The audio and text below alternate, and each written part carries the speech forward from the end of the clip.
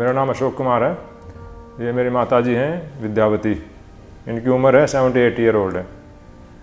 तो अभी तक क्या था इनका, तो यहाँ पे ट्रीटमेंट हुआ है वो था, इनको ब्रेन सर्जरी हुई है जो कि बिल्कुल अभी बिल्कुल ठीक है।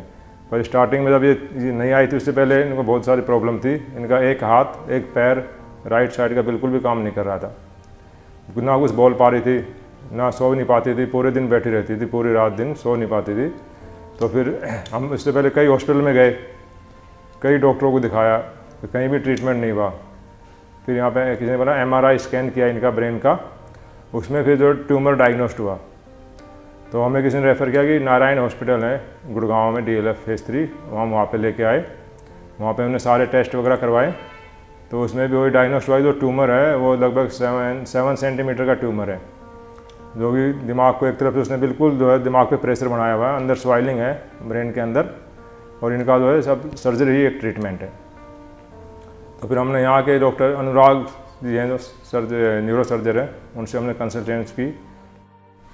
विद्यावती जी के घर वाले मेरे पास करीब 1 महीने पहले आए थे और उन्होंने बताया कि माताजी जो करीब 78 ईयर्स की हैं, करीब पिछले 6 महीने से उनको हाथ पैर की कमज़ोरी थी और चलना उन्होंने बंद कर दिया था और पिछले 4-5 महीने से बिल्कुल पलंग पे थी। करीब लास्ट ईयर जून में उनका एक पहला MRI हुआ था जिसमें उनको एक बड़ा ट्यूमर डायग्नोज किया गया था और तब उनको सर्जरी बताई गई थी एक बाहर हॉस्पिटल में। लेकिन उनको डर था कि इस एज में हम ऑपरेशन कर सकते हैं कि नहीं कर सकते हैं, क्या रिज़ल्ट होगा, क्या माताजी ऑपरेशन झेल पाएंगे नहीं झेल पाएंगे। तो वो बड़ी मुश्किल से मैंने समझाया, काफ़ी टाइम देके समझाया कि ऑपरेशन के बिना इनको ठीक होना पॉसिबल नहीं है। 6 महीने से वो दवाई करके वेरियस चीज़ों से इलाज करने की कोशिश कर रहे थे लेकिन कोई फ़ायदा नहीं हुआ था और माताजी पलंग पे ही रह गई थी, हाथ पे चलने बिल्कुल बंद हो गए थे, तो उनकी क्वालिटी ऑफ लाइफ बहुत बुरी हो गई थी। तो जनवरी में पहली बार आए, 1 महीने करीब पहले। उसके बाद बात करने के बाद फिर वो माताजी को लेके आए, उनसे मैंने बात की। माताजी स्ट्रांग थी, उन्होंने बोला नहीं मुझे ठीक होना है, वो चाहती थी कि वापस चले फिरे। और इवन तो उनकी एज ज़्यादा थी लेकिन उनको ऐसी कोई ज़्यादा परेशानियाँ नहीं थी, ना वो डायबिटिक थी, ना उनको कोई हार्ट की कोई मेजर प्रॉब्लम थी। काफ़ी कन्विंस करने के बाद उनको घर वालों को कन्विंस किया गया सर्जरी के लिए। हमने प्लान किया कि हम इनकी पूरा उनका मेडिकल चेकअप किया गया, हार्ट का चेकअप किया गया और सब चीज़ों की फिटनेस के बाद उनको सर्जरी का प्लान किया गया। अगर उनका MRI देखें, ये उनका MRI है ब्रेन का, तो ये हमें सफ़ेद चीज़ दिखाई दे रही है। ये सफ़ेद जो दिखाई दे रहा है ये पूरा एक ट्यूमर है, इसको हम मेनिंजोमा बोलते हैं, ब्रेन ट्यूमर है। और आपको देखना है कि काफ़ी बड़ा ट्यूमर है। और इनकी केस में क्या हुआ था कि ट्यूमर समय के साथ धीरे धीरे हड्डी से भी बाहर निकल आया था। अगर हम ट्यूमर देखें तो ये पूरा ट्यूमर है, ये पूरा सफ़ेद सफ़ेद यहाँ पे ट्यूमर है और ट्यूमर यहाँ पे हड्डी के थ्रू हड्डी को भी छेद करता हुआ बाहर आ गया था और खाल के नीचे तक आ गया था और माताजी को देखने में भी खाल के नीचे ट्यूमर फील हो रहा था। तो सर्जरी के लिए हमारा प्लानिंग था कि हम नेविगेशन गाइडेड सर्जरी करेंगे।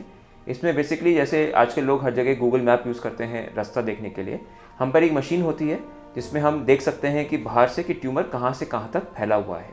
इससे हमारे चीरे छोटे हो जाते हैं और हम कम ब्लड लॉस, कम कॉम्प्लिकेशन से सर्जरी कर सकते हैं। फिर हमने 4 दिन पहले माताजी को सर्जरी के लिए लिया, पूरे मेडिकल चेकअप के बाद, पूरी फिटनेस के बाद। और सर्जरी के दौरान थोड़ी कठिनाइयाँ ये आई कि ट्यूमर हमारा दिमाग खोपड़ी के हड्डी के बाहर तक आ चुका था, तो थोड़ा उसको हमें जगह बनानी पड़ती है। लेकिन सर्जरी अच्छी हो गई और हम पूरा ट्यूमर निकालने में सक्सेसफुल हो गए। अगर हम एक बाद का स्कैन देखें, ये जो हम MRI है यहाँ पे, ये सर्जरी के बाद का MRI है और अभी देखें तो यहाँ पे जो ट्यूमर दिखा था पहले वो पूरा का पूरा ट्यूमर निकल गया है। इनको हम इमीडिएट सर्जरी के बाद वेंटिलेटर से निकाल सके, इमीडिएट होश में आ गई और अब 4-5वें दिन अब घर जाने के लिए तैयार हैं। यहाँ आने से पहले जो मतलब इनको प्रॉब्लम थी जी, ये बिल्कुल भी चल फिर नहीं रही थी, बिल्कुल भी व्हील चेयर पर आ गई थी। हम पूरे दिन व्हील चेयर पर रहते थे, वहीं से बाथरूम जाती थी फिर बेड पर आ जाती थी। तो यहाँ पे आने के बाद डॉक्टर ने जब इनकी सर्जरी की है तो सर्जरी के बाद वे बिल्कुल ठीक हो गई एकदम, बिल्कुल कोई भी प्रॉब्लम नहीं, इनका हाथ पैर काम कर रहे हैं।